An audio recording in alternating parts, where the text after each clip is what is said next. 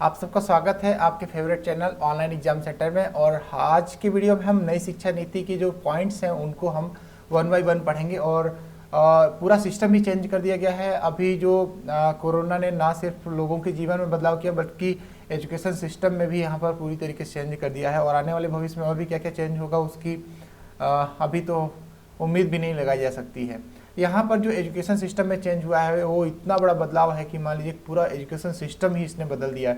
पहले 1986 में नई शिक्षा नीति लागू की गई थी जिसमें थोड़ा बहुत चेंज किया गया था 1992 में। बट अभी आज से 1986 के बाद देखें 24 साल बाद पूरा का पूरा सिस्टम इसमें चेंज कर दिया गया है। यहाँ पे जो नरेंद्र मोदी की अध्यक्षता में सारे डिसीजन लिए गए। यहाँ पे सूचना प्रसारण मंत्री और जो आपके मानव संसाधन विकास मंत्री रमेश पोखरियाल निशंक हैं, इन्होंने इसको जो भी इसकी जानकारी है इनको पब्लिकली साझा की है। और इसमें जो पॉइंट्स डिस्कस किए गए हैं उनको हम यहाँ पर अब बताएंगे। वीडियो को लास्ट तक देखिएगा। इसमें बहुत सारे ऐसे पॉइंट्स हैं जो आपके लिए होंगे और आपको भविष्य में कभी न कभी आप इससे प्रभावित होंगे। तो आपको अभी से इनको जानना जरूरी है क्योंकि आप इसके लिए मेंटली प्रिपेयर हो पाएंगे और बच्चों को भी इसको बेहतर तरीके से समझा पाएंगे। तो वीडियो को लास्ट तक देखिएगा। नई शिक्षा नीति की जो प्रमुख बातें हैं यहाँ पर हमने समराइज की हुई हैं।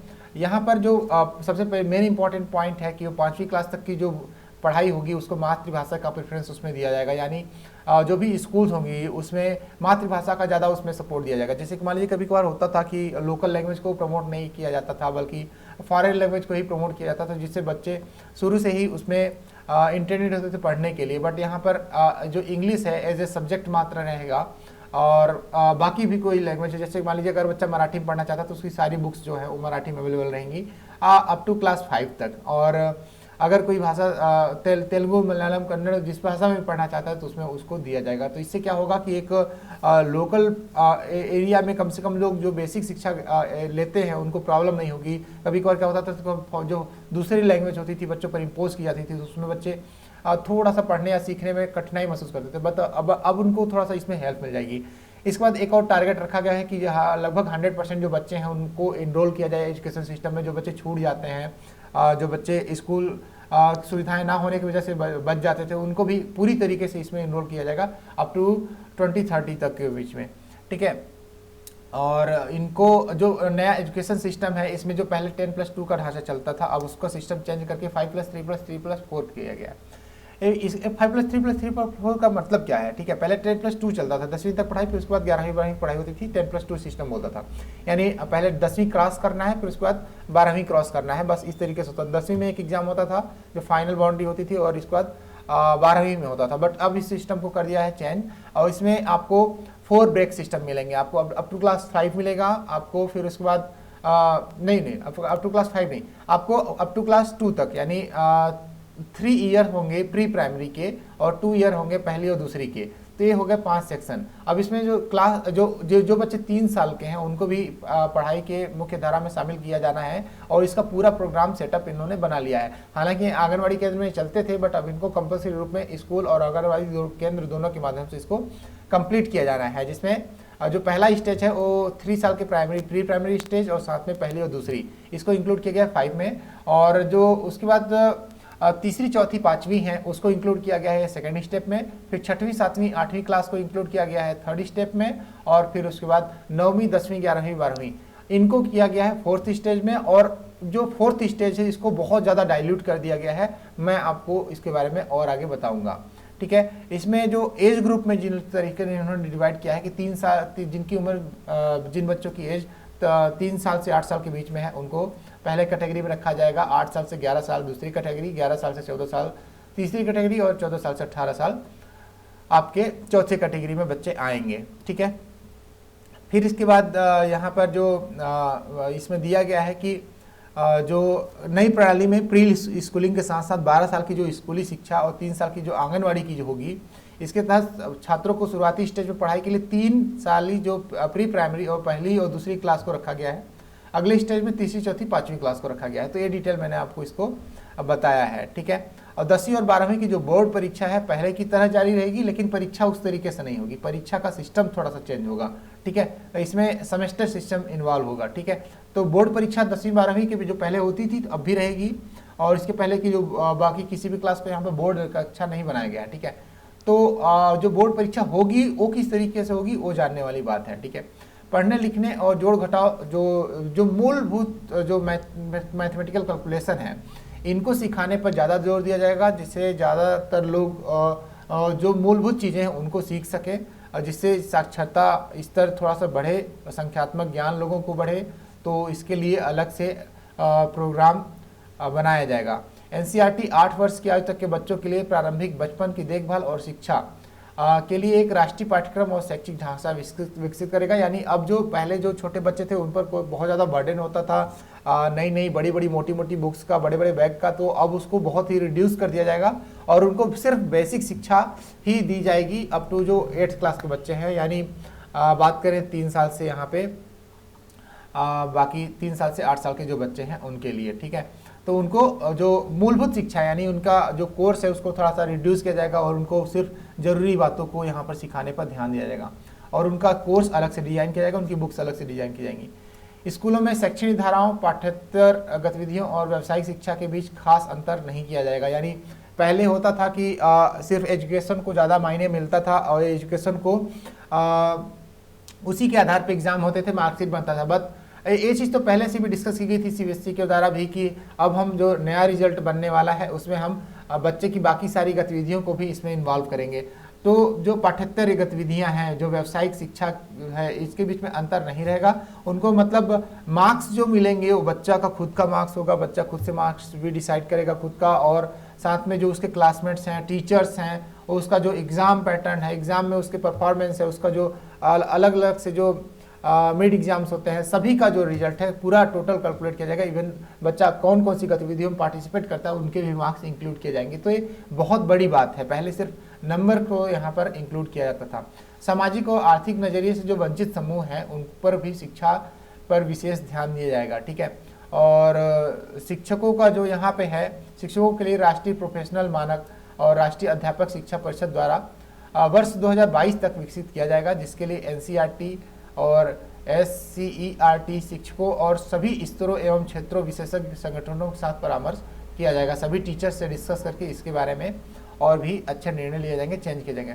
मानव संसाधन विकास मंत्रालय का नाम चेंज कर दिया गया है, शिक्षा मंत्रालय कर दिया गया है। इसका मतलब अब जो मानव संसाधन विकास मंत्रालय जो संभाल रहे थे रमेश पोखरियाल जी, अब इनको सीधे शिक्षा मंत्री कहा जाएगा। और जो शिक्षा मंत्री का जो जीडीपी है उसको चेंज किया गया है यहाँ पर, और बहुत ही बड़ा ये चेंज कहा जाएगा। 4.43% से 6% यहाँ पर बढ़ा दिया गया है।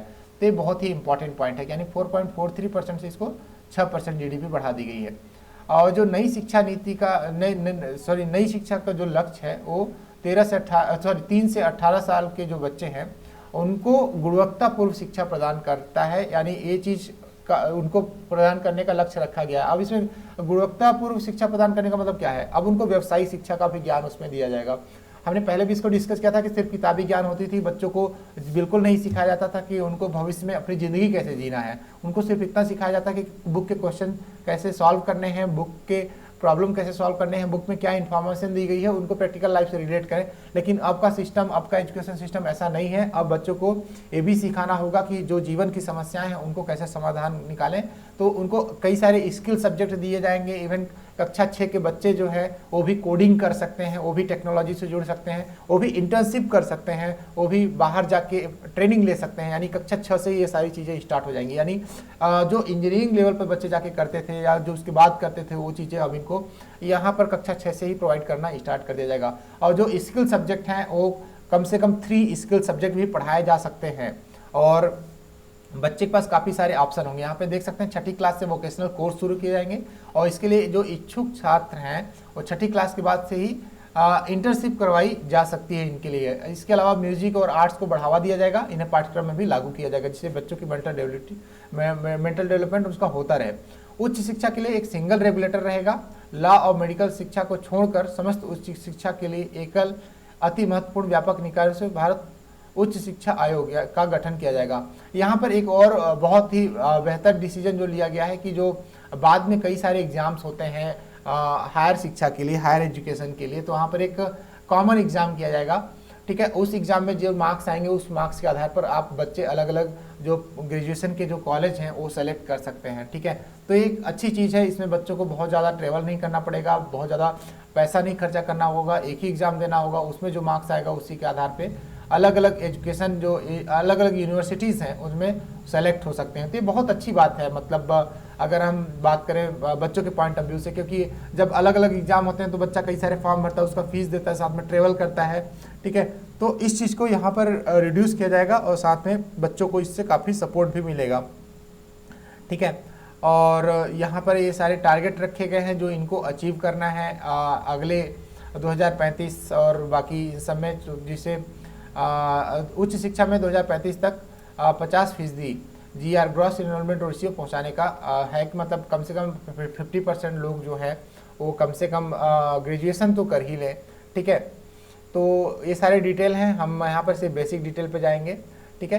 पहली बार मल्टीपल एंट्री और एग्जिट सिस्टम लागू किया गया है। अब मल्टीपल एंट्री एग्जिट सिस्टम का मतलब क्या है कि जैसे कि अगर कोई ग्रेजुएशन करता है, ग्रेजुएशन अगर उसका 4 साल का, जैसे मान लीजिए इंजीनियरिंग की बात करते हैं तो जनरली 3.5 ईयर का होता है मोस्टली, या 4 साल का हम मानते हैं। तो अगर कोई व्यक्ति चाहता है कि हम 1 साल कोर्स करें, उसके बाद हम 1 साल के बाद अपना दूसरा कोई कोर्स करना चाहते हैं तो उसको इस चीज़ की भी परमिशन मिलेगी, और जो 1 साल का कोर्स करेगा उसके लिए अलग से उसको सर्टिफिकेट भी दिया जाएगा। बाकी के जो 2 साल हैं, अगर वो 2 साल करता है तो 2 साल उसको डिप्लोमा दिया जाएगा, 3 साल के बाद डिग्री मिलेगी, और 4 साल के बाद अगर वो प्रोजेक्ट वगैरह सबमिट करते हैं तो उनको डिग्री मिलेगी, साथ में रिसर्च के साथ डिग्री मिलेगी। तो आप अब पहले ऐसा सिस्टम था कि आप जब तक 4 साल पूरा कंप्लीट नहीं करते तब तक आपका कोर्स पूरा नहीं माना जाता था, बट अब आप ऐसा कर सकते हैं। और दूसरा अपने बीच की पढ़ाई में भी आप अपना कोर्स स्विच कर सकते हैं। इसमें जो मार्क्स की अलॉटमेंट होगी वो आपको अलग से क्रेडिट स्कोर दिया जाएगा, डिजी लॉकर के माध्यम से आपके सर्टिफिकेट जनरेट होंगे और उनका मार्क्स भी आपको पॉइंट्स दिए जाएंगे। फिर बाद में जो फाइनल इसका एक अलग से रूल बनेगा और उसके हिसाब से आपकी फाइनल मार्कशीट जनरेट होगी, ठीक है। और नई शिक्षा नीति में छात्रों को आज़ादी भी होगी कि अगर वो किसी कोर्स के बीच में छोड़कर दूसरे कोर्स में दाखिला लेना चाहते हैं तो पहले कोर्स को एक खास निश्चित समय तक ब्रेक ले सकते हैं और दूसरा कोर्स ज्वाइन कर सकते हैं, यानी इनको उसमें ऑप्शन रहेगा दूसरा कोर्स ज्वाइन करने का, ठीक है। और भी इसमें कई सारे डिग्री प्रोग्राम में बदलाव किए गए हैं जो अब बाद में आपको देखने को मिलेंगे।